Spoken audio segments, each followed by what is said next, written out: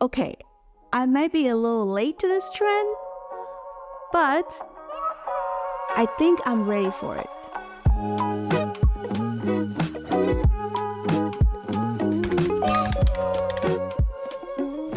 It's the vinyl.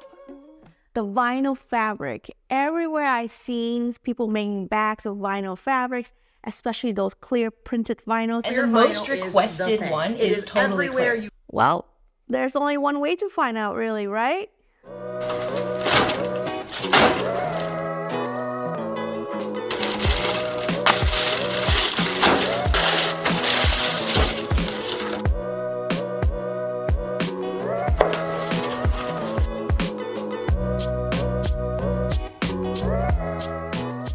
To start, we need a cutting template for the top, bottoms, and the tabs.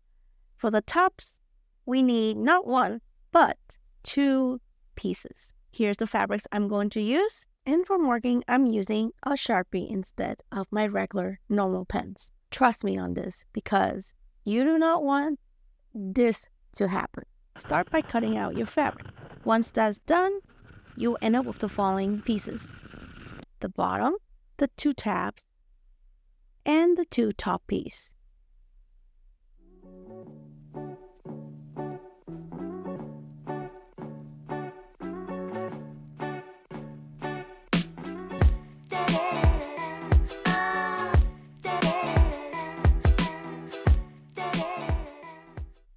Since we are using con canvas instead of vinyl, we need to figure out how to hide the seam. And in order to do that, what you need to do is fold in the edges about 1/4 of an inch, and then again, which make a total of 1/2 inch. Repeat it on both sides. Actually, corrections, you do not need to fold in twice, because once you put the vinyl piece, you will end up folding the fabric again, which costs another 1/4 of an inch to be wasted. So, in theory, you only need 1 fold. To prevent the edges from fraying, let it under fire for a little bit. I mean, what can go wrong? Maybe that wasn't a great idea because I literally lit it on fire. Attach the top panels to the bottom panel with the right sides together.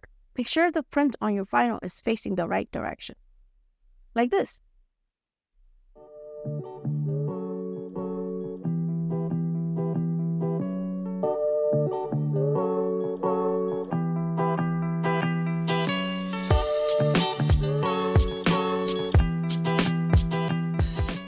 This part should be easy enough, but remember how confident I was in the beginning?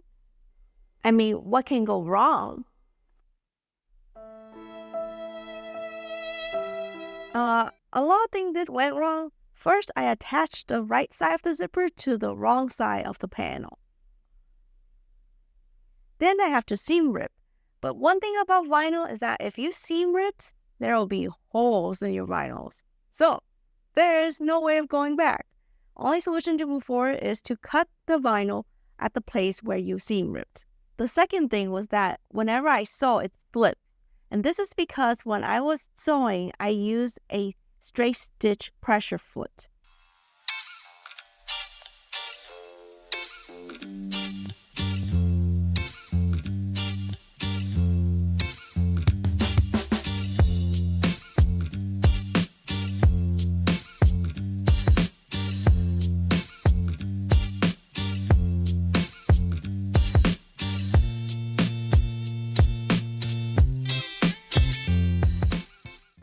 Once all the mistakes are corrected, the next step is to top stitch over the zipper. Then add the tabs. And one thing about this is to make sure you use a big enough binder clip. Turn the pouch right side out, and then make sure you poke out all the corners. Once that's done, next is to box the corner and sew as 1/2 inch seam allowance.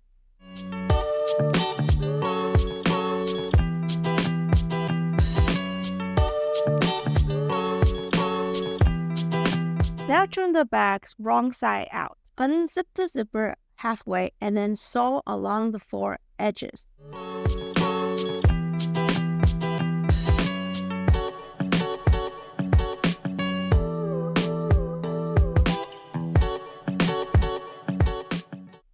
And finally, turn the bag right side out, and now you have a pouch. One thing about this pouch is that I didn't really like how soft it is.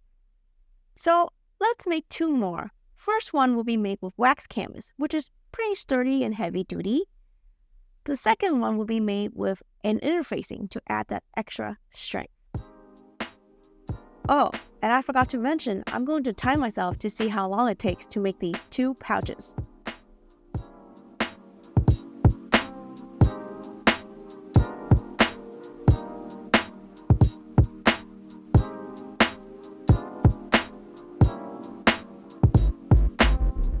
It took me 2 hours to make these 2 pouches, but maybe that is because I was filming at the same time. But in theory, it's equates to about an hour per pouch, so not bad. Shall we review our pouches? Pouch number 1 was made with vinyl and canvas, and I have to say, it looked beautiful. But the only one thing I didn't like I mentioned previously, was the bottom, where it's very soft and it didn't really hold its shape. Pouch number 2 was made with an interfacing, and the interfacing helps create that strong structure. It is not as flexible as the previous pouch, and this is the reason why we fill in the edges at the bottom to hide the raw edges. Pouch number 3 was made with wax canvas. I don't know what I was thinking. I wanted to make a really tall pouch, so instead of using the top panel, I decided to use the same cutting template as the bottom base and cut it twice for the top. And this is what happened. You don't have an even bottom. So if you're gonna do this, make sure the top piece is half the size of the bottom panel. To my surprise, the wax canvas didn't really hold up the structure. It has a very malleable feel to it, and it's bent very easily. That wasn't bad after all. I don't know why I was so afraid to sew with vinyl fabric in the beginning, but it was pretty easy. Well, as always, if you have any projects you'd like me to work on, or if there's anything you work on that is very fun and you want to share with me, leave me a comment down below.